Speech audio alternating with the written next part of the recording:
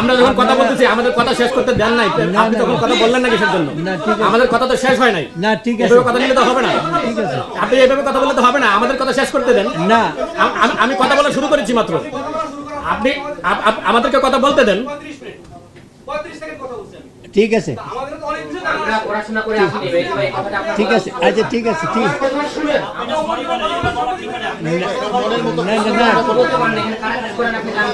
আপনি কথা বলা তো মাত্র শুরু করেছিলাম, আপনার কয়টা কথা বলার সুযোগ দেওয়া হয়েছে? আপনার চেয়ারম্যান যে আমাকে থামিয়ে দিল।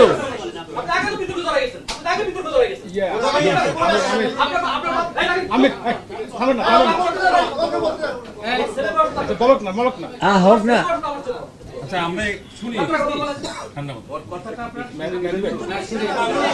না, এইভাবে যদি সময় নিয়ে কথা বলতে হয় তাহলে আমাদেরকে সময় নিয়ে কথা বলতে দিতে হবে। আপনি যে পড়াশোনার ব্যারোমিটারটা করবেন সেটা করতে হবে। সময় কম, আপনার কথা বলার দরকার নাই তাহলে। আচ্ছা আমির ভাই, Let me finish my sentence.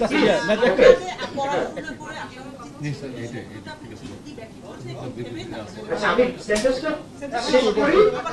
সেন্টেন্সটা শেষ করি। আপনাদের একটা প্রশ্ন করার দরকার ছিল, সেটা বলতেছি আমি। এই প্রশ্নটা আপনারা করেন নাই। আমির ভাই আহা প্লিজ প্লিজ, কমিশনের ব্যাপারে যে বলা হয়েছে এর আগের বক্তব্য আপনি কি সেটা শুনেছেন? আমার sentence let me finish my sentence please. আমরা কিন্তু বলছি, আপনি মনে হয় অ্যাভয়েড করে গেছেন। আমরা বলছি ডিসিরা নিজেদেরকে লর্ড মনে করে, এগুলো নিজেদেরকে লর্ড মনে করে, মানে পুরো সিভিল সার্ভিসটা নিজেদেরকে লর্ড মনে করে। আপনি তখন কোথায় ছিলেন? আপনি বলছেন আপনি মাত্র সেদিন অনার্স ভর্তি গিয়েছেন। এখানে আমরা যারা আছি সবাই 25 থেকে 30 বছর আগে অনার্স পোস্ট মাস্টার শেষ করেছি। ওই অলসো হচ্ছে ফ্রম পাবলিক ইউনিভার্সিটি। সো আপনার যে ল্যাকিং সেটা আপনি বলেন বিকজ আপনি হচ্ছেন এখানে কমিশনের সদস্য হিসেবে আছেন। আপনি তো সাংবাদিকদের কি করবে করবে না সে পরিমিত সাংবাদিকদের জানা আছে। আচ্ছা তুমি বলো। So you should say sorry. মাত্র 2 দিন আগে হচ্ছে আমার অনার্স ফাইনাল পরীক্ষা আমি দিলাম, মনোগ্রাফ জমা এখনো বাকি আছে। সো আমার আসলে আমি পড়াশোনা করছি জগন্নাথ বিশ্ববিদ্যালয়ের লোক প্রশাসন বিভাগে, যেই কমিশনে কাজ করতেছি সেই কমিশন নিয়ে পড়াশোনা করেছি আমি 4 বছর। একটা রিয়েলাইজেশন আমার আসছে, এই যে 1 মাস বা 1.5 মাস আমি ফিল্ড লেভেলে গিয়ে অফিসারদের কথা শুনেছি, তারপরে হচ্ছে জনগণের কথা শুনেছি, আমলাদের কথা শুনেছি।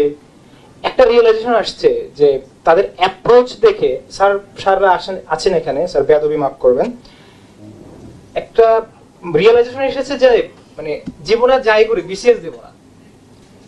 একটা কারণ হচ্ছে মানে এই যে আপনারা বলেন না যে বিসিএস এর যারা কর্মকর্তা আছে তাদেরকে হচ্ছে মানুষ স্যার স্যার বলে সম্বোধন করে এবং তারা হচ্ছে সাধারণ মানুষদেরকে অ্যাক্সেস দেয় না।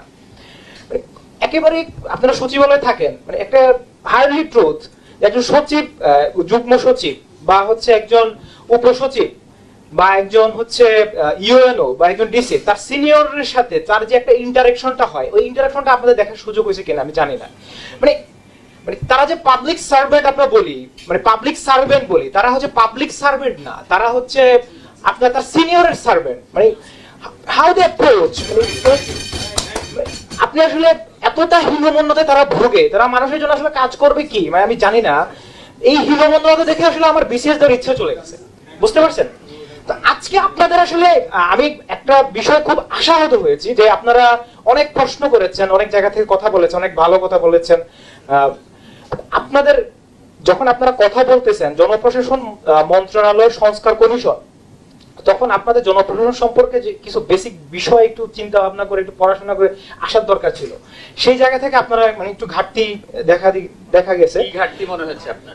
মানে আপনারা আসলে সর্বপ্রথম যে কোশ্চেনটা করা দরকার ছিল যে এই 50 বছরে তা যখন স্যাররা বলেন যে 23টা কমিশন হয়েছে, 23টা কমিশন কেন ইফিশিয়েন্টলি কাজ করতে পারে না?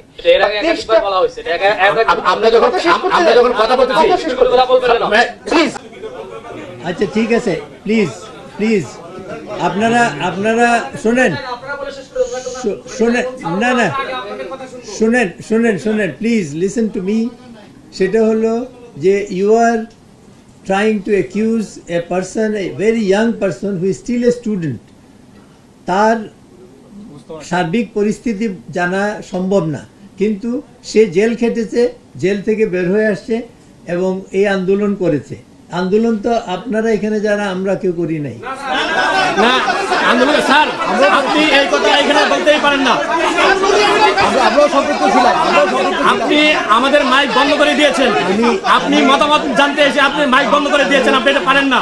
আপনি তাকে সাপোর্ট করতেছেন, আমাদের কথা কেন কেন সাপোর্ট করবেন না? আমরা আন্দোলন করিনি।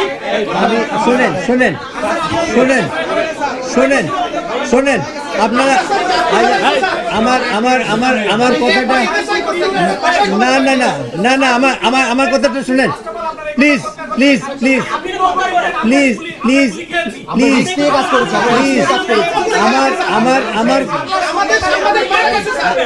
আপনারা আহা আমার আমার কথাটা শুনেন শোনেন এখানে দুটো জিনিস আছে প্লিজ প্লিজ প্লিজ প্লিজ আমার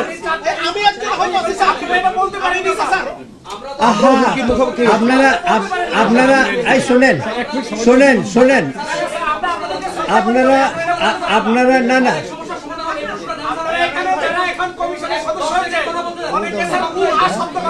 আহা আপনারা আপনারা আপনারা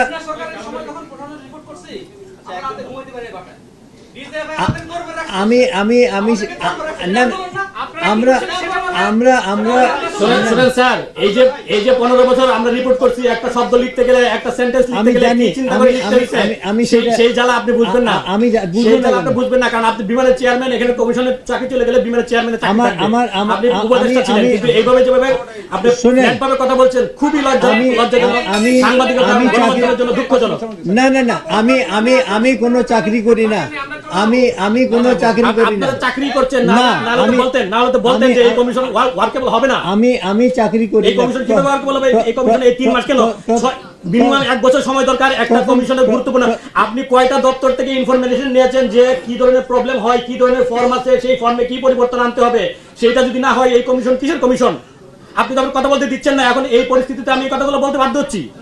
আপনি কয়টা সরকারি অফিস থেকে মানে চার্ট নিয়েছেন যে এই সেবা প্রদানের যে চার্ট দেওয়া হয় সেটা কতটুকু পালন করা হয়, কেন পালন করা হয় না, কি সমস্যা, কয়জন কর্মচারীর সঙ্গে কথা বলতে পারবেন এই 3 মাসের মধ্যে? কি কারণে ইউ হ্যাভ দিস সরকারের নির্দেশে যদি সবকিছু শেষ করবেন তাহলে তো এই কমিশন জনস্বার্থের কমিশন হবে না না। না না তো হোয়াট মেক্স ইউ ফিল যে আমরা তথ্য নেই নাই? How did you conclude this?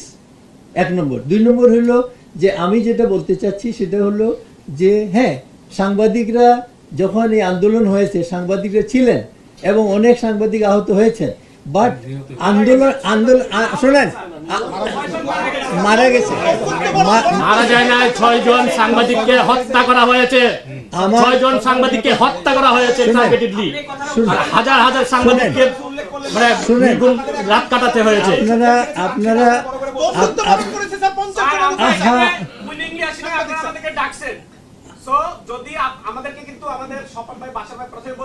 কিন্তু আপনারা একবার 1 মিনিট কথা পরিপ্রেক্ষিতে 3 মিনিট রিপ্লাই দিয়েছে।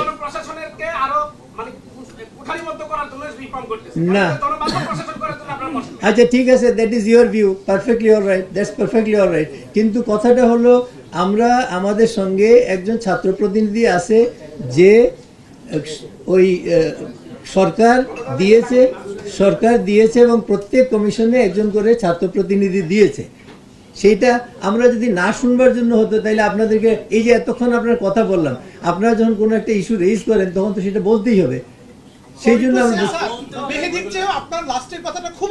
কোনটা কোনটা আমি না না না না আচ্ছা শোনেন শোনেন আপনারা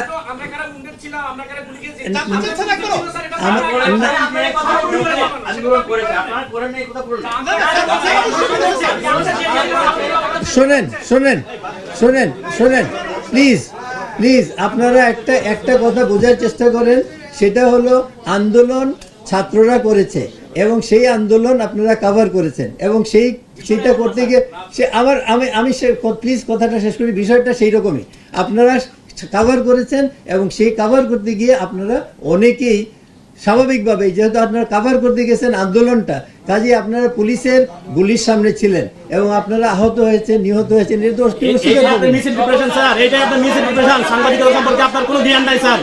কারণ আপনি আপনি আপনি এই দাঁড়ান, একটু কথা বলা। কি স্যার, একটা বিষয় হলো যে আপনি অনেকক্ষণ কঠোর এবং তাদেরকে পদায়ন এবং তাদেরকে পুনর্বাসন করা কেন দরকার হলো? তারা তো আন্দোলনে ছিল না, না, ছিল না। তারা কই ছিল? আপনি বলেন সাংবাদিকরা কিছু করেন, আমি আপনার কথাও যদি ধরি, আমি কিছু তাইলে করেনি বললেন এই সারা তো। বিশ্ব কিভাবে জানলো? আমি সারা বিশ্ব কিভাবে জানলো? হ্যাঁ, আমি তো বলি নাই যে পুনর্বাসন যদি করার দরকার ছিল, পদায়নের জন্য সচিবালয়ে মারামারি, হাতাহাতি, এই ক্যাবিনেট সেক্রেটারি রুমের মধ্যে সামনে হলো যে অনশন, এগুলা কারা করছে? তারা কি, তাদের ভূমিকা কি ছিল? কোনো ছিল ভূমিকা না, ছিল ছিল না। না। কিন্তু সুযোগ সুবিধা সরকারি কর্মকর্তারা সব সময় আগায়া। আপনারা কেউ এই সরকার আসার পর কোন সাংবাদিকের বিষয়ে কত প্রতিষ্ঠান বন্ধ হয়ে যাচ্ছে, একজন তাদের বলতে- বিষয়ে কোনো খবর নেওয়ার চেষ্টা করছে? করে নাই। সরকারি কর্মকর্তাদের বেতন বাড়ানোর জন্য সুপারিশ চলতেছে, কোন সাংবাদিকের আগের বেতন পায় কিনা সেটা কেউ খবর নিছে?